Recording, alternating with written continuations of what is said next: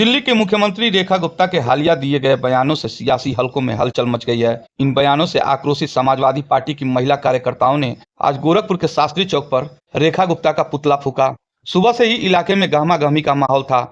Police को इस प्रदर्शन की जानकारी पहले से ही थी। इसके बावजूद सपा की महिला कार्यकर्ताओं ने तय कार्यक्रम के अनुसार इकट्ठा होकर विरोध जताना और पुतला जलाना शुरू कर दिया। जैसे ही पुतला दहन की कोशिश की गई, मौके पर तैनात पुलिसकर्मियों ने तुरंत हरकत में आते हुए कार्यकर्ताओं को रोकने का प्रयास किया। इस दौरान दोनों पक्षों के बीच हल्की धक्का मुक्की और पुतले को कब्जे में लेने के लिए छीना झपटी की स्थिति उत्पन्न हो गई। कार्यकर्ताओं ने नारेबाजी तेज कर दी। कुछ देर तक माहौल तनावपूर्ण रहा, लेकिन पुलिस बल की सतर्कता के चलते स्थिति को नियंत्रण में कर लिया गया। पुलिस ने पुतले को जब्त कर लिया और कार्यकर्ताओं को शांतिपूर्ण तरीके से प्रदर्शन समाप्त करने के लिए समझाया। सौभाग्य से इस दौरान कोई अप्रिय घटना नहीं हुई और न ही किसी को हिरासत में लिया गया।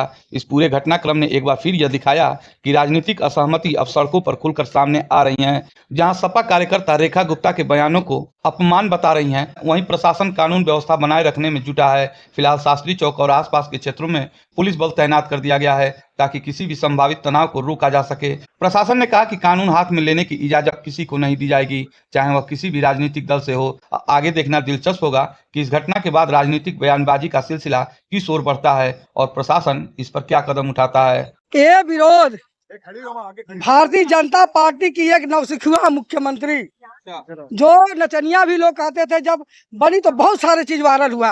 अगर वो संस्कारी महिला होती, अगर इज्जतदार घर से होती, तो इतने बड़े नेता के जो मुख्यमंत्री रहे, जो किसी पार्टी के राष्ट्रीय अध्यक्ष हैं, इनके पिताजी 4-4 बार मुख्यमंत्री रहे, ऐसे नेता को टोटी चोर बोल रही हैं। टोटी, भाजपा वालों की टोटी उनको पसंद नहीं आ रही है, इसलिए सपा वालों की टोटी खोज रही हैं।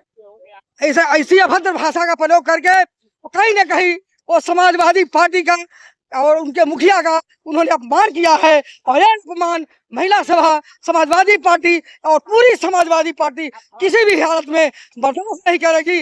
रेखा गुप्ता को माफी मांगना चाहिए, क्योंकि कहीं से भी उनकी टिप्पणी, कहा गया है ना कि मेढक को अगर गद्दे बैठा दोगे तो उछल के नाले में ही जाएगा।